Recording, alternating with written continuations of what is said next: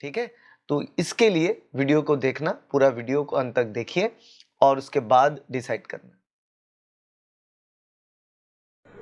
नमस्कार दोस्तों, स्वागत है शोमुस बायोलॉजी के और एक वीडियो में। और इस वीडियो में हम बात करेंगे पाइल्स के बारे में, पाइल्स के रिलेटेड कुछ महत्वपूर्ण इंफॉर्मेशन जिसको हिमोरॉइड्स भी कहते हैं। तो हिमोरॉइड्स और पाइल्स क्या चीज है और बेसिकली आप घर पे पाइल्स का ट्रीटमेंट कर पाएंगे या नहीं, इसके बारे में वीडियो होगा। तो ये वीडियो कोई भी इंटरनेट रिसर्च के ऊपर नहीं है, पर्टिकुलरली जो पेशेंट्स है उनका जो एक्सपीरियंस है उसके हिसाब से मैं आपको कहता हूं। और इस वीडियो को अंत तक देखें अगर आप कुछ इंपॉर्टेंट इंफॉर्मेशन लेना चाहते हैं। तो पहली बात तो है कि पाइल्स है क्या। बहुत सारे लोगों को ये मालूम है, नहीं भी मालूम है। बात ये होता है, देखो सिंपल सी बात है, जनरल ऑडियंस को ये समझ आता है कि हम बाथरूम में जाते हैं, टॉयलेट में, that the time of potty वहां पे ब्लीडिंग होता है, तो लोग कह देते हैं इन बंदों को पाइल्स है बस। अब ब्लीडिंग होना, पेन होना, जो कि in the area, anal area में ब्लीडिंग, पेन, इचिंग, खुजली जैसा होना, ब्लीडिंग होना, पेन होना, इस सबको आम आदमी एक ही नाम देता है पाइल्स। वो बिल्कुल गलत है, क्योंकि ये जो एनल एरिया है वहां पे मल्टीपल तरह का, अलग अलग तरह का डिजीज है, जैसे कि पाइल्स है, फिशर है, फिस्टुला है, एब्सेस होता है। ये अलग अलग प्रकार की बीमारियां हो सकता है। ये सारी बीमारियां लिंक्ड थोड़ा बहुत तो है ही। किस चीज से लिंक्ड है? आपकी बावेल हैबिट से लिंक्ड है। अगर आपकी कॉन्स्टिपेशन रहता है साल भर में, और कॉन्स्टिपेशन के साथ लोग ऑब्वियसली क्या करेगा, अगर बंदा कॉन्स्टिपेटेड है तो प्रेशर देगा ना, और वो प्रेशर जब अप्लाई करेगा उससे ही पाइल्स होता है।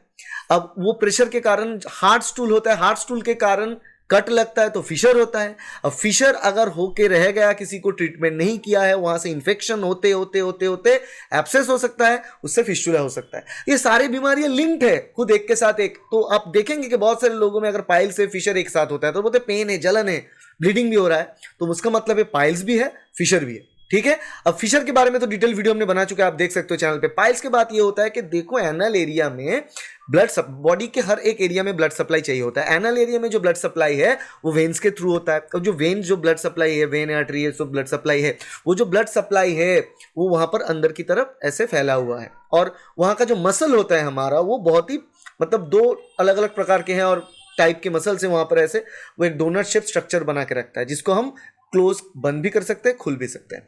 ये इंपॉर्टेंट है, राइट। वो खुला के खुला रह जाएगा तो आपको कोई कंट्रोल नहीं रहेगा, राइट। तो कंट्रोल के लिए वो टाइट होना चाहिए, वो कंट्रैक्शन होना चाहिए।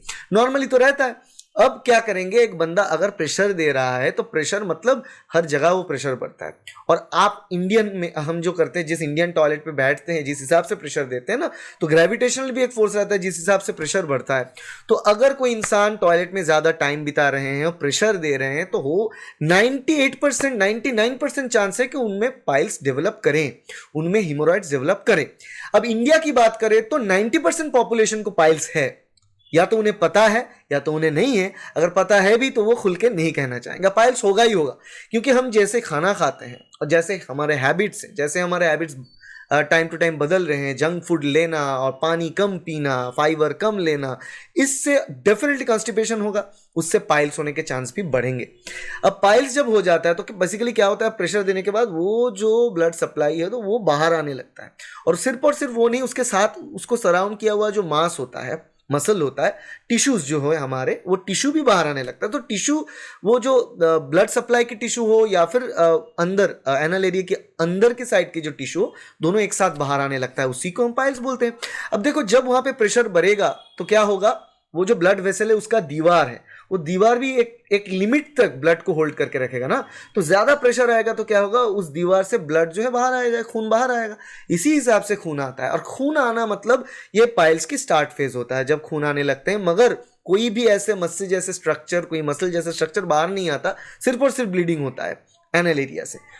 वहां वो स्टार्ट होता है, उसको ग्रेड 1 पाइल्स हम बोलते हैं। धीरे धीरे पाइल्स मैच्योर होता है, ग्रेड 2, ग्रेड 3, ग्रेड 4 ऐसे। तो ग्रेड 1 में तो सिर्फ और सिर्फ खून आना, ग्रेड 2 में क्या होगा, वो जो पाइल मास है वो बाहर आने लगेंगे, मगर खुद ब खुद अब अंदर भी चला जाएगा। जब भी स्टूल पास हो जाएगा वो अंदर चला जाएगा। अब ग्रेड 3 में क्या होता है, वो खुद ब खुद तो बाहर आ जाएगा, मगर वो खुद से अंदर नहीं जाएगा, आपको आफ्टर डिफिकेशन उसको उंगली से धकेल के अंदर देना पड़ेगा। और ग्रेड 4 में तो वो अंदर भी नहीं जाएगा, इतना ज्यादा वो मात्रा में फैल जाएगा। और सारे के सारे ग्रेड में खून बहना भी बहुत कॉमन होता है। तो ब्लड, जो रॉ ब्लड होता है, लाल कलर का एकदम एकदम ताजा ब्लड निकलना, वो पाइल्स की एक सिम्टम है। अब ब्लड एनल एरिया से आने का बहुत सारे सिम्टम्स है, मगर जनरली ताजा खून आता है। और अगर किसी को सिर्फ पाइल्स है, फिशर नहीं है, फिस्टुला नहीं है, तो उस बंदे में ये जो पेन है उतना नहीं रहेगा।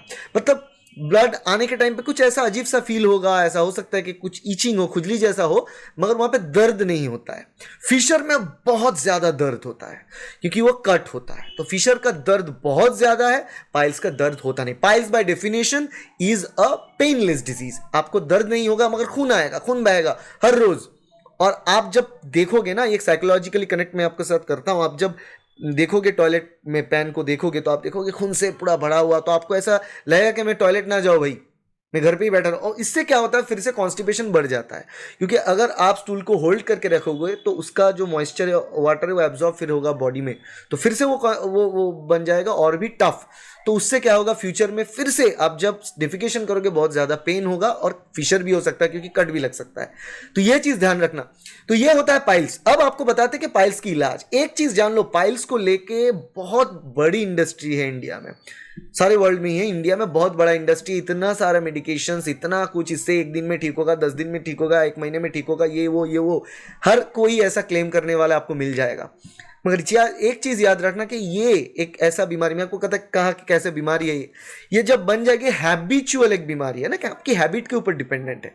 तो अगर आप खुद की हैबिट को चेंज नहीं करोगे तो ये बीमारी ठीक करके क्या फायदा, आप ठीक करो भी, सर्जरी कर भी लोगे, उसके बाद तो फिर से हो जाएगा। और वही होता है, आप देखोगे कि ऐसे बहुत एग्जाम्पल मिलेंगे आपको, जो ये एनल सर्जरीज जो है वो 2 बार 3 बार 4 बार 6 बार 10 बार 15 बार भी कर चुके हैं, है ना। तो वो करते रहते हैं सर्जरी, ठीक नहीं हो रहा है, लोग यही कहते हैं कि ये ठीक होता भी है या नहीं। बात ये है कि एक ऐसा बीमारी है, इसका क्योर तो ऐसे नहीं है, मेडिसिन से ये ठीक होता नहीं है।